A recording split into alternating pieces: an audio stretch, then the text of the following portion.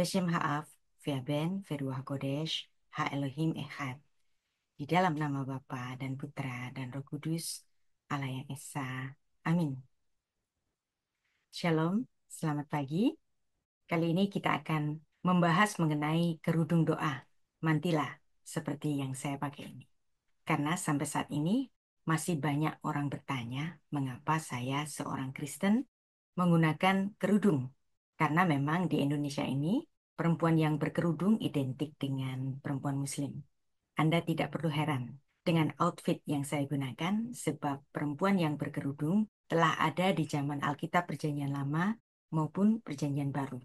Bukankah dari kecil Anda sudah terbiasa dengan lukisan atau gambar pada setiap hari Natal, bayi Yesus digendong oleh Bunda Maria yang berkerudung, bukan?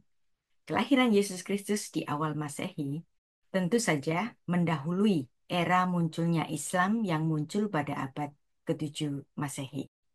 Itu menjadi bukti bahwa perempuan berkerudung sudah terjadi jauh sebelumnya. Sehingga seharusnya Anda tidak perlu heran dengan outfit yang saya pakai ini. Dan ini berkaitan pula dengan aktivitas saya sebagai seorang guru filsafat Ibrani dan sastra Ibrani yang kupasannya luas mencakup kepada antropologi budaya Semitik yang para perempuannya berkerudung. Ini juga untuk mengingatkan bahwa kekristenan tidak berasal dari Eropa dan juga tidak berasal dari Amerika yang berbahasa Inggris. Kekristenan di Indonesia ini memang kebanyakan ke-Inggris, ke barat-baratan. Dan banyak dari kita mengira Kristen adalah agama barat. Origin kekristenan sesungguhnya berasal dari Asia, di Timur Tengah, bukan di Eropa, yang para perempuan di daerah Tanah Suci Israel secara tradisional berkerudung. Sehingga ketika saya mengajar dan menggunakan kerudung untuk mengingatkan kepada kita semua latar belakang keyahudian Yesus Kristus yang lahir di Tanah Suci Israel di kota kecil Bethlehem. Orang Kristen perlu belajar banyak mengenai latar belakang keyahudian Tuhan Yesus Kristus. Ada banyak sekali tata budaya sejarah yang berkaitan erat dengan pengajaran Tuhan Yesus di Perjanjian Baru. Saya telah membuktikannya itu di dalam banyak kupasan, dalam berbagai artikel di laman Sarapan Pagi Biblika, dan juga kupasan mengenai filsafat dan antropologi budaya Semitik di channel YouTube saya ini. Tentu saja, saya tidak bermaksud menjadikan Kristen menjadi Yahudi, biarlah Kristen tetap Kristen saja. Tetapi marilah kita menjadi seorang Kristiani dengan pemikiran dengan wawasan yang lebih luas. Dan tidak di dalam stereotip bahwa agama Kristen adalah agama Barat. Origin kekristenan dari bumi Asia, di Tanah Suci Israel. Saya memiliki harapan besar, kupasan-kupasan mengenai antropologi budaya Semitik dan filsafat Ibrani ini memberikan tambahan wawasan yang luas bagi kita semua orang-orang Kristen di Indonesia. Sehingga apa yang kita pelajari selama ini mengenai kekristenan Barat dapat ditambah wawasannya dengan kekristenan dari wilayah timur, yaitu wilayah yang asli di mana Tuhan Yesus dilahirkan di Tanah Suci Israel. Bicara mengenai kerudung doa, mantila. Apa itu mantila? Mantila adalah kerudung tradisional yang biasanya dibuat dari renda atau kain tipis yang digunakan oleh perempuan dalam konteks keagamaan atau formal, terutama dalam tradisi Katolik Roma dan Ortodoks, saudara tua kita. Kerudung doa mantila sering dikaitkan dengan kesopanan, penghormatan dalam ibadah, dan simbol kesucian dan kerendahan hati.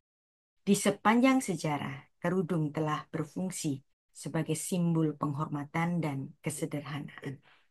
Praktik mengenakan kerudung atau mantila sudah ada sejak berabad-abad lalu. Hal ini berakal pada norma budaya dan makna keagamaan.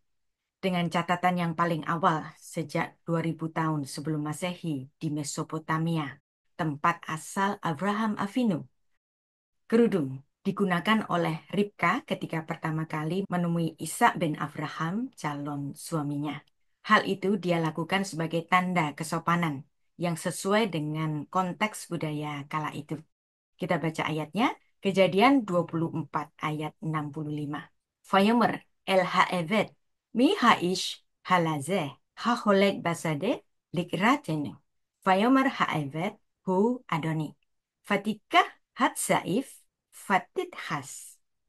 Yang artinya, Ribka bertanya kepada Eliezer. Katanya kepada hamba itu, siapakah laki-laki itu yang berjalan ke arah kita? Jawab hamba itu, Eliezer. Dia tuanku itu, dia adalah Ishak. Lalu Ribka mengambil telekungnya. Terjemahan telekung ini equal dengan makna kerudung atau cadar. Dan bertelekunglah dia. Dan berkerudunglah dia. Makna dari kerudung telah melampaui batas budaya. Budaya yang telah ada sejak di Mesopotamia. tempat kelahiran dari bapak leluhur Israel, yaitu Abraham Avinu, kemudian tetap dipertahankan dan diadopsi oleh orang-orang Yahudi atau Israel. Dan seiring munculnya agama Kristen juga menyerap tradisi-tradisi ini. Kaum perempuan Kristen awal menggunakan tudung kepala sebagai sejenis baju zirah rohani, sebagai tanda kepatuhan dan tanda pengabdian kepada Tuhan. Itu adalah bukti keimanan mereka di depan umum. Dalam masyarakat Semit selanjutnya, bangsa Israel, kaum perempuannya diharapkan mengenakan kerudung sebagai simbol otoritas suami atas mereka. Dalam tradisi saudara tua kita, yaitu Katolik dan Ortodoks, penggunaan kerudung doa yaitu mantila berakar pada ajaran mengenai penutup kepala bagi perempuan saat beribadah yang didasarkan pada 1 Korintus 11 ayat 2-16. Dahulu, perempuan Katolik diwajibkan untuk menggunakan kerudung doa, yaitu mantila, pada saat menghadiri misa. Tetapi aturan ini menjadi opsional setelah Konsili Vatikan yang kedua pada tahun 1962 sampai 65, namun di beberapa tempat dan kelompok tradisional seperti penganut Latin Mass atau Tridentine Mass, para perempuan Katolik masih menggunakan kerudung doa atau mantila sebagai bentuk penghormatan terhadap sakramen kudus. Dan Rabi Shaul, yaitu Rasul Paulus, dalam surat pertamanya kepada jemaat di Korintus, dalam konteks budaya setempat, menganjurkan para perempuan untuk menutupi kepala mereka ketika mereka berdoa. Ia menulis dalam 1 Korintus pasal 11 ayat 4-5. Tiap-tiap laki-laki yang berdoa atau bernubuat dengan kepala yang bertudung menghina kepalanya. Tetapi tiap-tiap perempuan yang berdoa atau bernubuat dengan kepala yang tidak bertudung menghina kepalanya. Sebab ia sama dengan perempuan yang dicukur rambutnya. Sebab itu, perempuan harus memakai tanda wibawa di kepalanya oleh karena malaikat. Konsili Vatikan yang kedua yang berlangsung dari tahun 1962 sampai 1965 merupakan peristiwa penting dalam gereja Katolik yang memodernisasi banyak aspek praktek-praktek ibadahnya. Salah satu perubahan yang terjadi setelah Konsili Vatikan kedua adalah dihapuskannya persyaratan mengenakan kerudung doa atau mantila, seperti yang saya pakai ini.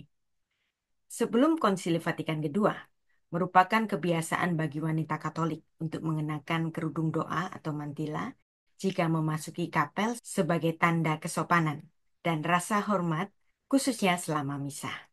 Praktik menggunakan mantila atau kerudung doa kemudian mulai menurun setelah reformasi Dewan di Konsili Vatikan kedua itu. Namun sampai saat ini, kerudung doa atau mantila tetap menjadi lambang bagi banyak perempuan Katolik dan Ortodoks. Itu adalah ungkapan iman secara sukarela dan komitmen pribadi terhadap kehidupan yang penuh rahmat dan kekudusan. Praktek menggunakan kerudung doa mantila ini kembali marak di kalangan perempuan Katolik yang menganggapnya sebagai pengingat fisik atau suatu lambang akan kemurnian. Bagi banyak orang, kerudung melambangkan dirinya sebagai mempelai Kristus dalam Ekaristi. Hal ini menjadi cara perempuan Kristiani untuk terhubung dengan sejarah gereja dan menemukan rasa memiliki dan identitas dunia yang berubah dengan cepat. Sebentar saya akan memutarkan sebuah video di mana perempuan berkerudung di Israel yang memang bukan kewajiban, namun Anda akan banyak menemui perempuan-perempuan yang berkerudung yang bukan orang Muslim. ירושלים של זהב ושל נחושת ושל אור, הלא לכל שירייך אני כינור. ירושלים של זהב ושל נחושת ושל אור, הלא לכל שירייך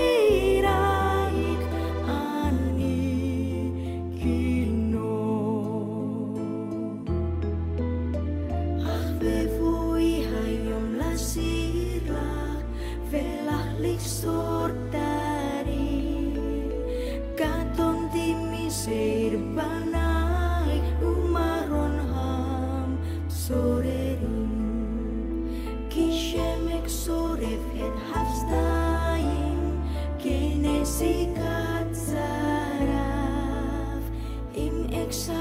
يروشلايم أشر كلها سهل.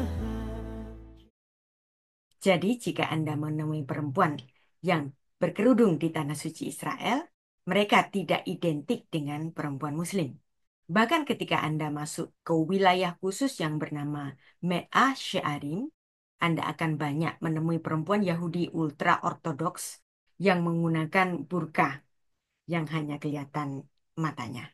Seperti perempuan-perempuan Muslim di Afghanistan di masa kepemimpinan para mullah atau pada zamannya Al-Qaeda berkuasa di situ. Dalam lingkungan Yahudi ultra-ortodoks di Israel, ada suatu gaya hidup dalam beribadah. Para perempuan Yahudi itu menutup rapat hingga mukanya untuk mendapatkan penebusan. Kecenderungan untuk sepenuhnya menutupi tubuh dalam komunitas Yahudi ultra-ortodoks di Me'ah She'arim ini menjadi cara berpakaian di antara anggota cabang-cabang utama Judaisme ultra-ortodoks yang mengenakan pakaian berlapis-lapis sebagai cara ibadah dan pengorbanan kepada Tuhan. Cara berpakaian seperti ini memang tidak dilakukan oleh semua orang Yahudi, hanya oleh aliran Yahudi ultra-ortodoks mazhab Haredi ini saja. Maka tidak perlu digeneralisasi di antara komunitas Yahudi yang lainnya.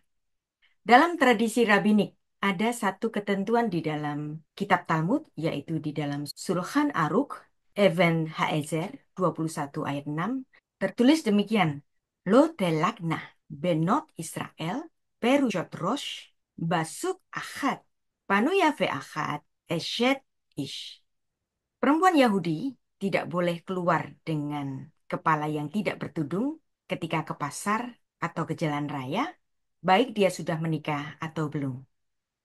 Ini juga dituliskan dalam Mishnah Ketubot 7 ayat 6 yang menuliskan Yotseah Ferosyah Paruah. Ketika keluar, tidak boleh dengan kepala yang tidak bertudung. Anda tentu biasa melihat laki-laki Yahudi menggunakan topi bulat kecil di kepala mereka. Alasan yang mirip juga melatar belakangi penggunaan tudung kepala ini. Nah, mengapa laki-laki Yahudi memakai kopiah bulat kecil di atas kepalanya? Para lelaki Yahudi yang saleh, mereka menggunakan topi berbentuk piring kecil di kepala mereka. Ini semacam kopiah yang dikenakan di depan umum oleh orang Yahudi Ortodoks atau dikenakan ketika mereka sedang beribadah. Tentu ada kemiripan istilah antara kippah dan kopiah, karena memang ada banyak sekali bahasa Indonesia yang diserap dari bahasa Ibrani. Karena bahasa Ibrani lekat dengan bahasa Arab yang serumpun, dan bahasa Indonesia banyak sekali menyerap kata-kata Ibrani. Dan karena tradisi penggunaan tutup kepala ini juga berasal dari orang-orang Yahudi. Kopiah Yahudi ini dikenal dengan istilah Ibrani kippah, yang artinya adalah kubah atau dome. Kebiasaan memakai kippah itu juga hanyalah tradisi, bukan ketentuan Alkitab. Jika tidak ada dasarnya dari Alkitab, mengapa kippah kopiah ini selalu dipakai terutama ketika mereka sedang beribadah? Penutup kepala pada zaman Alkitab hanya diwajibkan kepada imam besar. Ide awal laki-laki Yahudi menggunakan kopiah kecil di kepala itu dimulai dari tradisi para rabi sekitar abad ketiga Masehi, di mana mereka kala itu berusaha mengumpulkan kembali keturunan Israel yang berdiaspora di seluruh dunia setelah kehancuran Bait Allah di Yerusalem pada tahun 70 Masehi.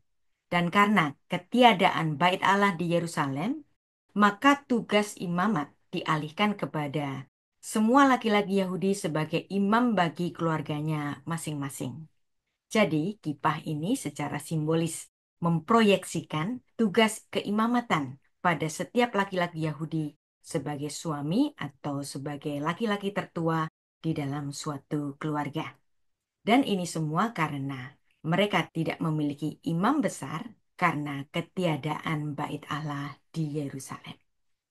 Tradisi menggunakan tutup kepala kippah ini adalah sarana untuk menimbulkan kesadaran dan rasa batin seseorang untuk menghormati Allahnya yang bertata di langit, yang mengatasi langit. Syamayim hasyamayim. Pemakaian kippah atau kopiah bulat kecil ini juga dikenakan oleh para imam-imam Katolik Roma. Dan kebiasaan untuk perempuan berkerudung di tanah suci Israel sampai hari ini, terutama di kota tua Yerusalem, membuat kita sulit untuk mengatakan apakah perempuan yang berpakaian hitam bercadar itu adalah Yahudi atau Muslim atau Kristen. Terutama pada wilayah Me'ah Sye'arim yang arti harfiahnya adalah 100 gebang dan juga bisa berarti 100 kali lipat, adalah salah satu lingkungan Yahudi yang tertua di Yerusalem. Dan itu dihuni oleh kaum Yahudi Haredi yang dibangun oleh Old Yishuv, bagian dari Yahudi Sephardik Haredi yang tertua, yaitu Levi Kahana yang aliyah dari Spanyol. Mereka memiliki pusat budaya keagamaan di lingkungan Me'ah Sye'arim ini. Nama Me'ah Sye'arim berasal dari sebuah ayat di dalam kitab Kejadian yang kebetulan menjadi bagian dari yang dibaca pada minggu di mana pemukiman itu didirikan. Kejadian 26 ayat 12 yang menuliskan, Ishak menabur di tanah itu dan pada tahun itu ia menuai 100 kali lipat. Me'ah Sye'arim, Tuhan telah memberkatinya. Oleh karenanya, daerah itu dinamakan Me'ah Sye'arim. Menurut tradisi, komunitas Yahudi Haredi di Me'ah Sye'arim awalnya memang memiliki 100 gerbang, sesuai dengan makna Me'ah Sye'arim. Kawasan Me'ah Sye'arim dibangun sebagai pemukiman khusus yang dikelilingi oleh tembok dengan gerbang yang dikunci setiap malam. Dan menariknya di tempat ini, jalan bagi laki-laki dan perempuan dibedakan. Demikianlah ketatnya kehidupan orang-orang Yahudi di kawasan Me'ah Sye'arim. Jika Anda ke Israel, sempatkanlah untuk mengintip tempat ini dari jauh, di mana perempuan-perempuan Yahudi sangat lazim menggunakan outfit yang kita kira itu adalah busana khusus umat Muslim, yang sama-sama menutupi seluruh tubuh mereka dengan kerudung sebagai simbol kepatuhan terhadap hukum agama dan kesopanan yang ketat. Sehingga dari kejauhan akan sulit membedakan mereka itu Yahudi atau Islam. Dan juga para biarawati gereja Ortodoks Rusia maupun Yunani, mereka pun berkerudung berwarna hitam. Dan ini adalah gambar dari para biarawati dari Greek Orthodox pada gereja Catholic Home of the Holy Sepulchre di Old City, Yerusalem. Di bagian-bagian negara Latin, misalnya di Brasil, seperti dalam video ini, para perempuan masih menggunakan mantila dalam beribadah di gereja. Keluarga Inggris sering berkunjung ke Israel, bukan hanya sebagai kunjungan kenegaraan saja, namun mereka mengunjungi makam ibunda dari Pangeran Philips, suami dari Ratu Elizabeth II, yaitu Princess Alice of Battenberg, yang menghabiskan waktu terakhirnya di sebuah biara di gereja Santa Magdalene di Yerusalem dan dikuburkan di sini. Sehingga tentu saja Raja Charles maupun putranya Pangeran William sering mengunjungi gereja ini. Para biarawati di gereja ini menggunakan jilbab yang ketat berwarna hitam yang juga sering kita lihat di Indonesia ini digunakan oleh perempuan Muslim. Ini menjadi bukti bahwa tudung kepala atau jilbab semacam ini bukan mutlak pakaian bagi perempuan-perempuan Muslim. Dari sini, saya mengharapkan kita memiliki wawasan yang luas bahwa kerudung doa, mantila, jilbab, bahkan burka bukan identik dengan Muslim. Mungkin di Indonesia saja, pada orang-orang Kristen yang belum luas wawasannya, mengira ini adalah outfit khusus Muslim saja. Padahal dari kecil mereka sudah melihat kartun Natal dengan gambar Bunda Maria yang berkerudung, dengan menggendong bayi Yesus Kristus. Anda, para ibu dan perempuan Kristen memang tidak perlu mengikuti cara berpakaian seperti yang saya kenakan, menggunakan kerudung doa mantila seperti yang digunakan oleh perempuan-perempuan Katolik atau Ortodok. Penutup kepala, kerudung doa mantila ini hanyalah merupakan ungkapan iman atau devosi pribadi, bukan suatu keharusan, bukan suatu kewajiban. Ini semua berkaitan dengan kegiatan saya mengajar filsafat Ibrani untuk mengingatkan kepada kita semua bahwa kekristenan berasal dari timur. dari tanah suci Israel, suatu wilayah yang dipilih oleh Allah dalam penggenapan janjinya untuk menjadi sang penembus dosa. Di mana Allah yang inkarnasi ini lahir di Bethlehem Efrata. Di Indonesia memang perempuan yang berkerudung identik dengan kalangan Muslim ketimbang kalangan Kristen. Sebab Kristen di Indonesia umumnya adalah hasil penginjilan dari Barat, yaitu dari Eropa maupun Amerika. Dan memang kekristenan di Indonesia ini sangat bule banget, sangat bule minded atau Barat minded. Kalau mereka diajar oleh para pastor yang khotbahnya campur-campur dengan berbahasa Inggris, dianggap lebih keren atau lebih intelektual. Demikianlah orang Indonesia yang masih menganggap Barat lebih tinggi kastanya. Ini akibat sikap inferior yang telah dijajah oleh Belanda selama ratusan tahun. Dan masih banyak yang lupa bahwa kekristenan berasal dari timur. Dan ingatlah Tuhan Yesus Kristus lahir di Bethlehem, di tanah suci Israel, di kawasan Asia seperti kita. Devosi bagi kalangan perempuan Yahudi yang menggunakan tudung kepala adalah suatu tradisi yang mereka sebut dengan istilah sniut sebagai simbol kerendahan hati. Dan ini bermula dari ayat Mika 6 ayat 8. Higit lecha Adam matov umah Adonai dores mimecha ki im asot mishpat ve'ahavat chezet ve'hatsnea. Nah, kata hatsnea ini artinya kerendahan hati. Dari mana istilah sniut itu muncul. Vehatsnea lechet im Eloheiha. Artinya, hai manusia, telah diberitahukan kepadamu apa yang baik. Dan apakah yang dituntut Tuhan daripadamu? Selain berlaku adil, mencintai kesetiaan, dan hidup dengan rendah hati. Sniut atau vehatsnea. Di hadapan Allahmu. Dan kerudung itu memang sebagai tanda sniut, tanda kerendahan hati. Dan ini adalah gambar-gambar mengenai tudung kepala yang dikenakan perempuan Kristen, Yahudi Rabbinik Ortodoks, juga Muslim tidak ada bedanya. Mereka mirip satu sama lain dan sulit untuk menentukan mereka itu Kristen, Yahudi, ataukah Muslim. Tudung kepala di dalam kekristenan. Jikalau wanita itu mau berkerudung, hendaklah ia melakukan untuk kemuliaan Tuhan. Demikianlah yang ditulis di 1 Korintus 11 ayat 2 sampai 16. Hal yang demikian tidak dilarang di dalam kekristenan, namun juga tidak diwajibkan. Demikianlah kita sudah mempelajari simbolisme makna kerudung doa mantilah, seperti yang saya kenakan ini, sebagai tanda kesopanan, untuk menunjukkan sikap rendah hati dan penghormatan di dalam ibadah. Yang kedua, sebagai simbol keanggunan yang dianggap sebagai lambang keindahan spiritual dan kemurnian. Yang ketiga, sebagai ekspresi penghormatan kepada Tuhan, simbol tunduk kepada otoritas ilahi dalam ibadah Kristiani, terutama di kalangan saudara tua kita, kalangan Katolik Roma maupun Ortodoks Timur. Kiranya pembahasan ini membawa wawasan bagi kita semua. Selamat beraktivitas. Tuhan Yesus memberkati. Beshem Ha'af, Vehaben, Veruah HaKodesh, Ha-Elohim Echad. Di dalam nama Bapa dan Putra dan Roh Kudus, Allah yang Esa. Amin.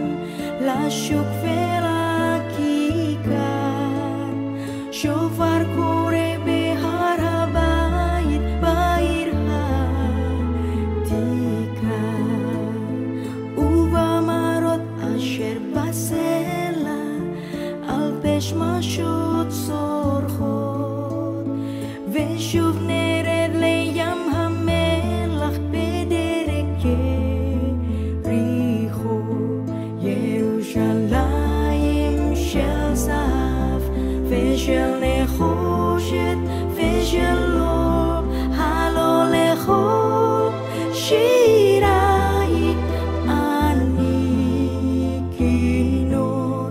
ירושלים של זהב ושל נחושת ושל אור, הלא לכל שירייך אני כינור. אך בבואי היום לשיר לך ולהחליק סור taring, קטונתי מסעיר בנייך ומרון המסוררים, כי שמק שורף את הפסטיים כנסיקת זרף. אם אשחק ירושלים אשר כולה זהב, ירושלים של זהב ושל נחושת ושל אור, הלא לכל שירייך אני כינור. ירושלים של זהב ושל